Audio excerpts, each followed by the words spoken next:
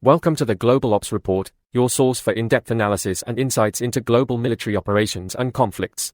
In today's episode, we delve into a significant development in the ongoing Ukraine-Russia conflict, highlighting the liberation of the fortified town of Robotyne and the challenges posed by adapted Russian minefields. In August 2023, Ukraine celebrated a significant milestone in its ongoing conflict with Russia, announcing the liberation of the fortified town of Robotyne in the Russian-occupied east. Situated strategically between Orikhiv, Ukraine, and the Russian-occupied rail hub of Tokmak, Robotyne's capture carried the potential to disrupt key Russian supply lines.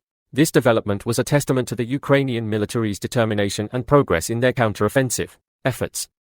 Despite the Ukrainian military's announcement of victory, Russian forces did not immediately acknowledge the loss of Robotyne, leading to ongoing military operations to eliminate remaining Russian presence in the area. This situation underscored the intensity of the conflict, characterized by the Biden administration as a fierce and methodical counteroffensive, rather than a stalemate. It raised questions about the evolving dynamics on the ground and the broader implications for the region.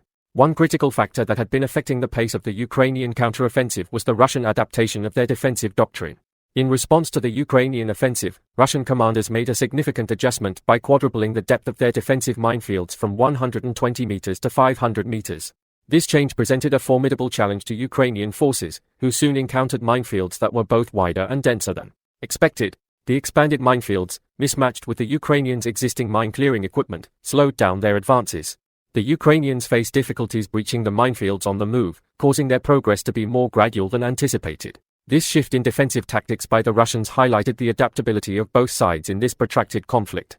Analysts pointed out that the Russians had adapted their mine-laying doctrine following Ukrainian advances near Novodorivka and Rivnepil in Zaporizhia.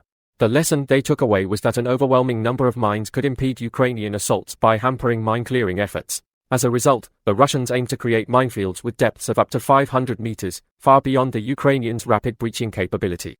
This adaptation had an immediate impact, as Ukrainian forces attacking south of Tokmachka encountered a minefield they could not breach while on the move.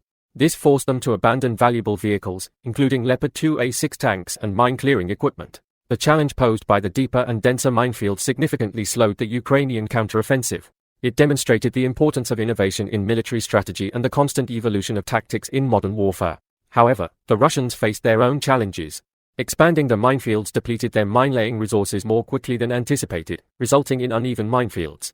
As one moves farther south from the front line, the minefields become thinner. It is worth noting that the outermost minefields were more heavily fortified, and Russian forces were working diligently to keep the Ukrainians on the far side of these defenses. They even deployed the 76th Guards Air Assault Division to reinforce their lines. As Ukrainian forces gradually breach the outermost minefields, they may encounter thinner defenses, potentially facilitating their forward progress. This gradual but methodical approach has characterized the Ukrainian counteroffensive as they work to navigate the challenges presented by the adapted Russian mine doctrine. It reflects the complexities and resource constraints inherent in prolonged conflicts. In conclusion, the Ukrainian liberation of Robotyne marked a significant development in the ongoing conflict with Russia, but the adaptation of Russian minefields presented formidable challenges to the Ukrainian counteroffensive, slowing down their advances and shaping the dynamics of the conflict.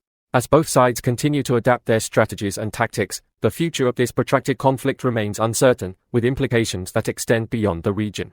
Thank you for tuning into this episode of the GlobalOps report. Stay updated on the latest developments in global military operations by subscribing to our podcast.